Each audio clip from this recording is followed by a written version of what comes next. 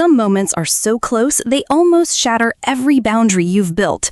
Sophia Laurent thought she could survive chaos, charm, and even Ethan Cole's relentless persistence, until the rehearsal brought them one heartbeat away from a kiss that could change everything. And just as the tension sparks, Ethan reveals his true intentions, steady, deliberate, and far more dangerous to her guarded heart than she ever expected. But danger doesn't only come from desire. A rival lurks in the ballroom shadows, ready to twist whispers into weapons and turn their fragile balance into scandal. Welcome to The Velvet Story and today's chapters of The Best Man's Vows. Don't forget to subscribe and stay with us, because every look, every almost touch, and every whispered word could tip their story into love or ruin. Chapter 9. The Almost Moment. The rehearsal had run long, as usual.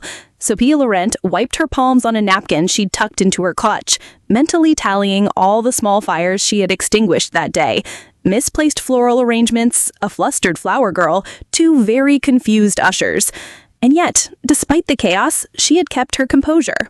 Professional, imperturbable, untouchable. That was about to change.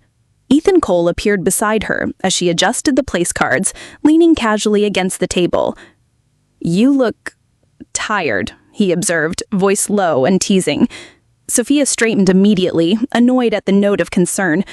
"I am not tired, I am vigilant." He smirked. "Vigilant. Right. I can see the difference in your narrowed eyes." She shot him a glare that would have frozen lesser men in their tracks.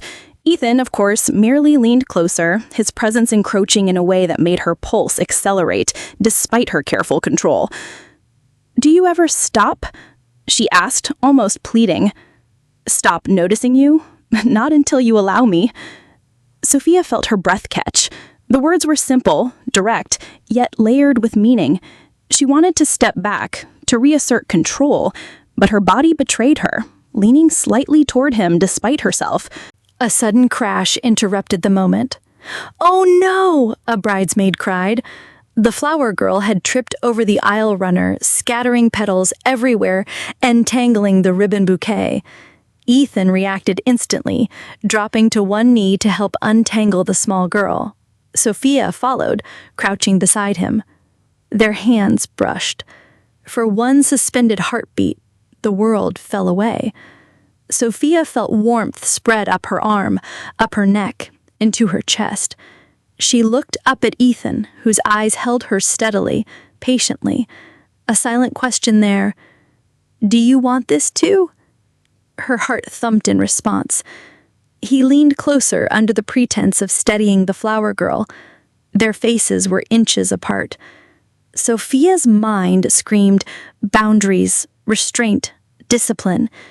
And yet, her breath caught. She could feel the heat of his presence, the faint scent of sandalwood and citrus, the impossible magnetism that had been building over every chaotic, flirt-filled day. He tilted his head slightly, lips just a whisper from her own. The world seemed to hush, the wedding chaos muted into background noise. And then Sophia did what she always did when a moment became dangerous. She pulled back. "Ethan," she whispered, voice trembling with controlled frustration, We can't." He froze, respect etched into every line of his posture. Slowly he eased back, giving her space. "I know. I don't push, not when you're not ready." Sophia exhaled shakily, her fingers brushing the scattered petals. Ethan stayed nearby, his presence comforting without suffocating. For a long moment, neither spoke. And in that silence, Sophia realized that the tension, the attraction, the thrill, it wasn't going away. It was only growing. Later, as they walked to check the seating charts, Emma approached, eyes sparkling with mischief. "Look at you two," she said, nudging them together. "I almost caught a moment back there. You were dangerously close." Sophia's cheeks flamed. "Emma," she hissed. Ethan chuckled, brushing an invisible speck of dust off his sleeve. Dangerous moments happen all the time. You just have to survive them." "Survive them," Sophia echoed, both exasperated and breathless. "Yes," he said, locking eyes with her briefly. "And trust me, I always survive." She swallowed, aware of how much she wanted to argue, but also how much she wanted to lean in. Her pulse raced, and for the first time she acknowledged that she might not resist for much longer. Back in the suite after rehearsal, Sophia sat on the edge of the bed, staring at the neatly stacked folders of seating arrangements and checklists. Her phone buzzed, a text from Ethan. "Impressive recovery with the flower girl. You handle chaos beautifully." Sophia hesitated, fingers hovering over the keyboard. "You're impossible." She typed it, deleted it, typed again. "We make a good team." Sent. A reply appeared almost immediately. "Agreed, but dangerous teams are even better." Her heart lurched. She laughed softly to herself, shaking her head. The almost moment lingered, unspoken yet undeniable, in every glance, every touch, every careful step they took around the bridal party. Sophia knew one thing. Boundaries were still intact, respect was intact, and yet the pull between them, electric and insistent, was becoming impossible to ignore. She closed her eyes and let herself savor it. For now, just this. A moment that might never become a kiss, but a moment that left her heart unguarded in the most thrilling, terrifying way. And that, she realized with a shiver, was more dangerous than any headline could ever be. Chapter 10. Ethan's Intentions. The next morning, sunlight poured through the tall hotel windows, reflecting off polished marble and crystal chandeliers. Sophia Laurent moved through the suite like a general surveying her battlefield, clipboard in hand, alert to every misplaced napkin, every slightly askew centerpiece. She had survived rehearsal chaos, flirt wars, and a champagne geyser. Surely she could survive a few more hours of wedding prep. And then she heard a soft knock on her office door. "Enter," she called, brushing a strand of hair behind her ear. Ethan Cole stepped inside, jacket slung over one shoulder, that infuriating grin lighting his face. "You look formidable this morning," he said, voice casual but loaded with implication. "Formidable?" Sophia repeated, eyes narrowing. "I'll take that as a compliment." "Of course," he said, tilting his head. "But it's also a warning. I've heard you can intimidate even seasoned florists." She rolled her eyes. "I assure you, my intimidation is reserved for chaos only." "Good to know," he said, leaning casually against the edge of her desk. "Then you won't mind if I speak frankly?" Her brow arched. "Speak." Ethan's grin softened slightly. "I want to be clear about something, Sophia. I'm not here for gossip. I'm not here for a headline. And I'm definitely not here to complicate your life unnecessarily." She blinked. "Is that a declaration or a warning?" "Neither," he said smoothly. "It's a reassurance. I like you, truly, and I want you to know that before anything else interferes. Your father, the tabloids, wedding chaos, you're the reason I'm here." Sophia stared at him, her mind racing. The reason he's here? It was absurd, and yet the way he said it, steady and sincere, made her chest ache in a way she hadn't expected. "And you think I can trust that?" she asked cautiously. "I don't ask for blind trust. I ask for a chance to show you, step by step. I respect your boundaries, your career, your life. I just want you to see that I'm serious about what I want." She swallowed, caught off guard by the depth in his voice. He wasn't a playboy. He wasn't a fleeting distraction. He was deliberate, measured, and entirely confident in his intentions. "You're very direct," she said finally, her voice softening. "I learned it pays to be," he said, a glint of mischief in his eyes, "especially with someone as formidable as you." Sophia's lips twitched into a reluctant smile. "And what if I'm not interested?" "Then I respect that," he said calmly. "I don't force things. I wait. I'm patient. But make no mistake, I know what I want." Her pulse quickened. She wanted to scoff, to say something clever. Instead, she felt a warmth spreading through her chest. He really does know what he wants, and the idea terrified and thrilled her at the same time. Later, during a break in the planning, Sophia found herself walking the terrace again. She had come here to clear her head, to remind herself that her life was hers and hers alone. Ethan appeared beside her, as if by instinct. "You're avoiding people," he said, reading her perfectly. "I'm thinking." "About?" Her eyes flicked to the skyline, glittering in the late afternoon sun.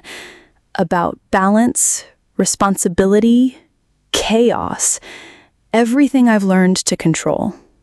He nodded slowly. "And yet, you're standing here with me." Her pulse skipped. "That doesn't mean anything." "No?" His voice was gentle, teasing but earnest. "Because it seems like it does."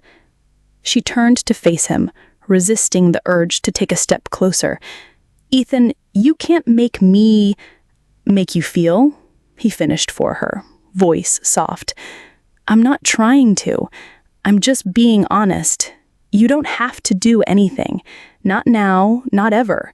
But I will not hide what I want, and I will not pretend that I don't notice you." Sophia blinked, caught in the middle of propriety, desire, and the fluttering she had tried to deny since the rooftop. "You're very steady," she finally admitted. "I learned to be," he said, smirking. "It comes in handy when chaos surrounds you." Her lips twitched. "And flirting?" "Flirting is a choice I make with you, because I enjoy it, and because I enjoy you. That's all." She looked down at her hands, clasped tightly around the railing. "You make it sound simple." "Life isn't simple," he said softly, "but moments like this, they can be." Her chest tightened. She wanted to step closer, to close the space between them, to let herself feel the thrill that had been building for days. And yet, she remembered her father's words, her carefully constructed image, the stakes of every choice she made. So she smiled, faint and reluctant. "I appreciate your honesty." He nodded, satisfied. "And I'll continue to prove it, in time." Later, back inside, Sophia caught him from across the rehearsal hall. He was helping a server who had dropped a tray of hors d'oeuvres, teasing the man through a low, playful banter that had the entire staff laughing. She realized something quietly, but unmistakably. He could charm without diminishing anyone, flirt without forcing anything, and maintain control without losing joy. And more dangerously, she wanted to be near him, even if it meant risking her carefully managed heart. That evening, Sophia sat in her suite, reflecting on the day's events. Ethan had approached every moment with a balance she couldn't help but admire. He didn't overstep, didn't rush, didn't turn her walls into rubble without consent. And yet, he had done exactly that. Her phone buzzed. A text from Ethan. "Planning a quiet walk later? Just us. No chaos. Interested?" She paused, thought of her father, the wedding, the reputation she fought to maintain, and then she typed, "Yes." Her fingers hovered over the send button for a heartbeat, then pressed, because some risks were worth taking. Chapter 11. The Rival's Snare. The rehearsal dinner was in full swing, the grand ballroom humming with laughter, clinking glasses, and the subtle undercurrent of social maneuvering. Chandeliers sparkled overhead, reflecting the golden warmth of the carefully arranged candles. Sophia Laurent navigated the room with her clipboard, directing waitstaff and ensuring that everything went according to plan. She had survived champagne geysers, flirty wars, and her father's pointed warnings. Surely she could survive one more night without incident. She was wrong. A soft, calculating voice cut through her concentration. "Well, well, if it isn't Sophia Laurent," said Vivian DuPont, a glamorous socialite known for her sharp tongue and even sharper eyes. Her smile was sweet, but her tone carried the weight of hidden claws. Sophia stiffened. Vivian was beautiful, poised, and deadly in the subtle ways of high society. A smile could slice reputations in half. "Vivian," Sophia said carefully, forcing a polite lift of her chin. "What a surprise!" "Oh, it's no surprise at all," Vivian replied, fluttering her fan dramatically. "I heard a certain someone has been spending a lot of time with the groom's best man." Sophia felt a flicker of irritation. She had dealt with tabloids and whispered gossip, but Vivian had a way of making rumors feel like daggered statements aimed directly at her. Ethan appeared at her side, as though summoned, hands tucked into his pockets, jacket slung casually over one shoulder. His presence alone seemed to push the room's tension back a step. "Vivian," he said smoothly, a polite smile in place. "You're looking stunning tonight." Vivian's eyes narrowed slightly. "Why, thank you, Ethan. I was merely commenting on observations." "Observations," Sophia echoed, arching a brow. "What about, exactly?" Vivian tilted her head, her smile never faltering. "Why, your interactions. It seems the best man is rather attentive, isn't he?" Ethan, however, remained perfectly composed. He glanced at Sophia, giving her a subtle, reassuring smile. "Attentive?" he said lightly, tilting his head. "I simply enjoy helping where I can." "Helping, yes," Vivian said sweetly.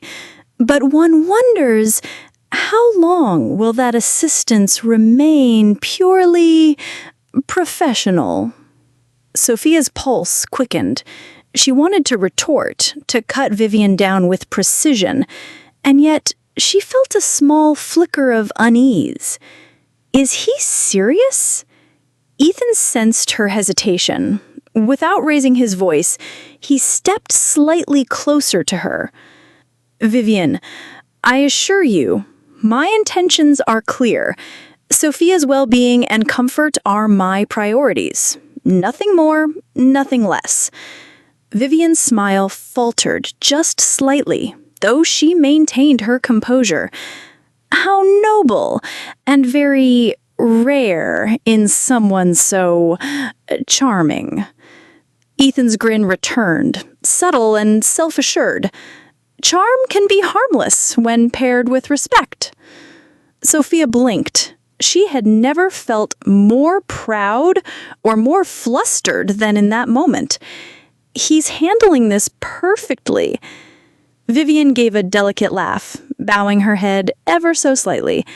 "I see. Well, I wouldn't want to intrude on such professionalism." She drifted away, leaving Sophia and Ethan alone. Sophia exhaled slowly. "That could have gone worse?" Ethan chuckled softly. "Worse is my specialty, but I like to avoid unnecessary drama when possible." "You make it sound easy," Sophia murmured. "Experience and a lot of patience." The rest of the evening continued under Vivian's subtle scrutiny. Every glance, every whispered remark from the socialite was a test, an attempt to provoke Sophia or Ethan into a misstep. But Ethan was unflappable. He remained attentive, protective, yet never overstepped boundaries. When a waiter dropped a tray of canapés near Sophia, he instinctively shielded her, stepping in with grace and humor that drew smiles from nearby guests. Sophia realized something quietly but unmistakably.